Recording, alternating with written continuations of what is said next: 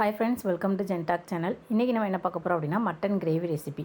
அதுக்கு எல்லாமே நான் என்ன செஞ்சுட்டேன் அப்படின்னா பேஸ்ட் ஆக்கிட்டேன். இஞ்சி பூண்டு பேஸ்ட்டு, தக்காளி பேஸ்ட்டு, வெங்காயம் பேஸ்ட். இதுக்கப்புறம் நம்ம எண்ணெய் ஊற்றிட்டு கிராம்பு, பட்டை, ஏலக்காய் எல்லாம் சேர்த்துக்கோங்க. இஞ்சி பூண்டு பேஸ்ட்டு ஃபஸ்ட்டு சேர்த்துக்கலாம். சேர்த்துட்டு நல்லா மிக்ஸ் பண்ணி விட்டுக்கோங்க. இது நல்லா மிக்ஸ் ஆனதுக்கப்புறமா நம்ம அரைச்சி வச்சுருக்க வெங்காயம் பேஸ்ட். நான் சின்ன வெங்காயம் ஒரு 20லேருந்து 30 வெங்காயம் நான் என்ன செஞ்சுருக்கேன் அப்படின்னா நல்ல பெரிய சைஸ் இருக்க வெங்காயத்தை இந்த மாதிரி நல்லா பேஸ்ட் ஆகிட்டேன். நம்ம என்ன தான் கட் பண்ணி செஞ்சாலும் நம்ம எல்லாமே பேஸ்ட் பண்ணி செய்கிறப்ப அந்த கிரேவியோட டேஸ்ட் ரொம்ப சூப்பராக இருக்கும். இது வரைக்கும் இந்த மாதிரி நீங்கள் ட்ரை பண்ணலன்னா ஒரு வாட்டி ட்ரை பண்ணி பாருங்கள். அடுத்து ஒரு 2 தக்காளி பழம், நல்ல பழுத்த தக்காளி பழத்தையும் நான் என்ன செஞ்சிட்டேன் அப்படின்னா பேஸ்ட் ஆக்கியாச்சு. இதையும் இப்போ நல்லா என்ன செஞ்சுக்கலாம் அப்படின்னா மிக்ஸ் பண்ணிக்கோங்க. வெங்காயம், பூண்டு, இஞ்சி, தக்காளி, கிராம்பு, ஏலக்காய், பட்டை எல்லாமே சேர்த்தாச்சு. இதுக்கு மசாலா சேர்த்துக்கலாம். 1 டேபிள் ஸ்பூன் வத்தல் பொடி சேர்த்துருக்கேன். காரம் அதிகமாக வேணால் கூடுதலாக சேர்த்துக்கோங்க. குழம்பு மசாலா ஹோம்மேடாக இருந்துச்சுன்னா ஒரு 2 டேபிள் ஸ்பூன் சேர்த்துக்கோங்க. ஒரு மட்டன் மசாலா 3லேருந்து 4 டேபிள் ஸ்பூன் இருக்கிறதுலே அதிகமாக நம்ம என்ன செய்யணும் அப்படின்னா மட்டன் மசாலா கொஞ்சம் கூடுதலாக சேர்த்தோம் அப்படின்னா கிரேவி நல்ல டேஸ்ட் இருக்கும்.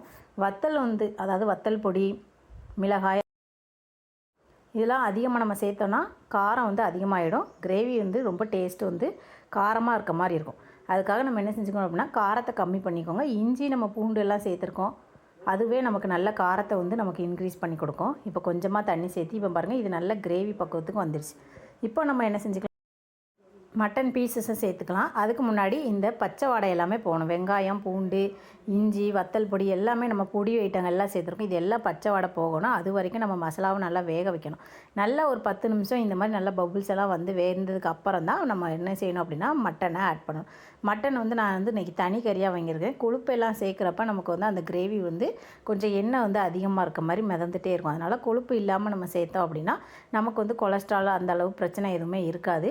நீங்கள் வாங்கும்போது இந்த கொழுப்பு எதுவும் இல்லாமல் நீங்கள் வாங்கி செஞ்சீங்க அப்படின்னா இன்னுமே நல்ல டேஸ்ட் இருக்கும். சிலருக்கு கொழுப்பு சேர்த்து செஞ்சால் தான் அந்த மட்டன் கிரேவி பிடிக்கும். அவங்களுக்கு அந்த மாதிரி விருப்பம்னா நீங்கள் அதை தாராளமாக சேர்த்துக்கோங்க. ஒரு 2 டம்ளர் தண்ணி சேர்த்துருக்கேன். இந்த மட்டன் எல்லாம் நல்லா மூழ்கிற அளவுக்கு தண்ணி சேர்த்துட்டு இப்போ நம்ம ப்ரெஷர் குக்கரை மூடி வச்சுருவோம். உப்பு நான் இப்போ சேர்க்கலை. நான் கடைசியில் தான் உப்பு சேர்ப்பேன். ஃபஸ்ட்டே உப்பு சேர்த்துட்டோம் அப்படின்னா மட்டன் நல்லா வேகாது. அதனால் நல்லா வெந்ததுக்கு அப்புறமா நம்ம என்ன செஞ்சுக்கலாம் அப்படின்னா உப்பு சேர்த்துக்கலாம். இப்போ கொஞ்சமாக கொத்தமல்லி இலையை எடுத்து ஆட் பண்ணியாச்சு. இதை நல்லா மிக்ஸ் பண்ணிவிட்டு நம்ம ப்ரெஷர் குக் பண்ண போகிறோம். மூடி போட்டு ஒரு 8லேருந்து 10 விசில் நல்லா வச்சுக்கோங்க. சில மட்டன் சீக்கிரமே நல்லா வெந்துடும், சிலது ஹார்டாக இருக்கும். அப்படிங்கிறதுனால நமக்கு ஒரு 8லேருந்து 10 விசில் தாராளமாக நீங்கள் வச்சிங்க அப்படின்னாலே மட்டன் நல்லா வெந்துடும். இப்போ 8லேருந்து 10 விசில் வச்சாச்சு. ப்ரெஷர் எல்லாமே நல்லா ரிலீஸ் ஆகிடுச்சு. இப்போ நான் இதை திறந்து பார்க்குறப்ப ரொம்ப சூப்பராக வந்திருக்கு. நம்ம ஏற்கனவே எண்ணெய் கொஞ்சமாக சேர்த்துருக்கோம். இது நீங்கள் கொழுப்பு சேர்த்துருந்தீங்க அப்படின்னா இந்த மட்டன் கிரேவி மேலே ரொம்ப எண்ணெயாக இருக்கும். இப்போ ஓரளவு கம்மியாக தான் நமக்கு எண்ணெய் இருக்குது. இப்போ இதை நல்லா மிக்ஸ் பண்ணியாச்சு. இப்போ என்ன செய்யணும் அப்படின்னா இப்போ நான் அடுப்பில் வச்சு திரும்ப ஒரு 10 நிமிஷம் நம்ம நல்லா வேக வைக்கணும். கொஞ்சமாக உப்பு சேர்த்துட்டேன். இப்போ 1 கப் நான் என்ன செஞ்சுருக்கேன் அப்படின்னா தேங்காய் பால் சேர்த்துருக்கேன். தேங்காவை நீங்கள் அரைச்சி அப்படியே சேர்க்கலாம். அப்படி இல்லைன்னா தேங்காய் பால் சேர்த்திங்க அப்படின்னா இன்னும் நல்ல நல்லா இருக்கும். நான் இன்றைக்கி தேங்காய் பால் தான் சேர்த்துருக்கேன். சிலருக்கு மட்டன் சாப்பிட்டா கொஞ்சம் நெஞ்சு கறிக்க மாதிரி இருக்குது அப்படின்னா தேங்காய் பால் ஆட் பண்ணிக்கோங்க. தேங்காய் பேஸ்ட்டாக சேர்க்காமல் தேங்காய் பால் மட்டும் ஆட் பண்ணிங்கன்னா மட்டன் சாப்பிட்டதுக்கப்புறமா நெஞ்சு கறிப்பு எதுவுமே நமக்கு என்ன செய்யாதே அப்படின்னா அதிகமாக இருக்காது. இப்போ இது நல்லா வற்ற விட்டுட்டுன்னா ஒரு 10லேருந்து 15 நிமிஷம் நல்லா அந்த தேங்காய் பாலும் அந்த தண்ணியோட அளவும் குறையிறதுக்காக நான் வற்ற விட்டுருக்கேன்.